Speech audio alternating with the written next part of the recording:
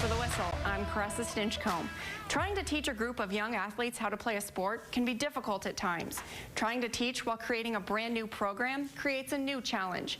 But coaches at South Prairie School are continuing to develop their sports programs, and they say it's a lot more than just teaching the X's and O's. Getting our kids to understand that there's so many life lessons that you learn. Darwin Rutledge assistant coaches the football team and girls basketball team at South Prairie School, where he's also the middle and high school principal. Rutledge got his coaching start in 1997. Over the years, he coached at West Hope, Bishop Ryan, and Dakota College of Bottineau, and he's no stranger to developing athletic programs. When I started the college program in Bottineau, we didn't have a league. You know, we were independent. We were playing some pretty good college football teams, so you know, I think I learned a lot more there. Just, you know, you can't be a one-trick pony. You better be good at things. Rutledge says the coaches at South Prairie School have also played a pivotal role. The basketball program is going into its 6th year. It's a fun, unique experience because out here you have no ground, like there was nothing. So to come out here and be able to start something that you want and to put it the way you want to do things. Justin Loff started his coaching career a decade ago in Sawyer. Now he coaches the girls basketball team that he helped start 6 years ago. And Jordan Cooper is the head boys basketball coach and head boys golf coach. His coaching career started in West Hope 9 years ago. It's a lot bigger community, you know, but definitely very similar as far as just the relationships that you build with the families and the kids.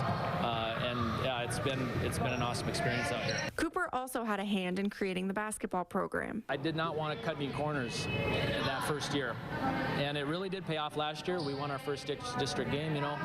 So not cutting corners that first year, first couple of years, I think it did pay off, and it showed the kids what level of commitment was expected of them. The second year of the football season just wrapped up, and Rutledge says one of the biggest challenges is getting kids committed to the program. Even with us waiting and playing varsity football, you know, the last 2 years, it's still been a challenge because it's, you know, it's such a different sport.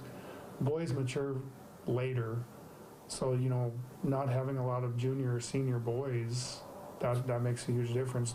The most difficult part about being the football team is the amount of kids on the team, because we don't have very many seniors come in, but 10th grade is probably the biggest class going into football, and then there's bigger classes coming behind. Another challenge is teaching the kids to keep a positive attitude all the time, including when they don't win. None of our core values involved winning. It was all about how you treat people, what kind of effort you have, what kind of attitude you have. You know, and I tell kids, if you do your best, I can live with it. Like, if you've done everything that you can do, I can live with it. But if you're not going to do that, then I struggle. And it's something 2 sophomores on the team are still learning.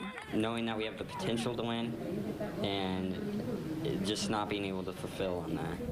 I go into each game with the mindset that we're going to win. They go out and compete, knowing that maybe they're not going to win tonight, but they still go out and do it.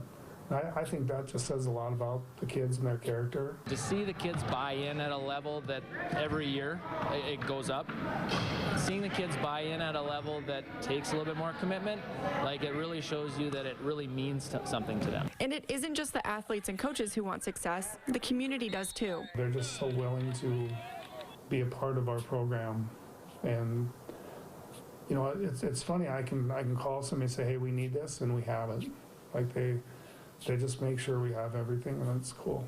It was such a great atmosphere that we were building last year, and now for this year, during the pandemic, obviously we're not going to have as many people in the stands, and which is unfortunate, because it really is a lot of fun to have to see how the kids react to seeing how many people care in this community. There's lots of support around it. It's just tough not going on the losing seasons and stuff, but we still try to push through. Even though starting from scratch takes a little more work, it's not going to happen overnight, and you know, we just have to build the program from the bottom up, and you know, I think we're rounding the corner. Hard work works, and you just got to be a little patient sometimes. You'll get out what you put in.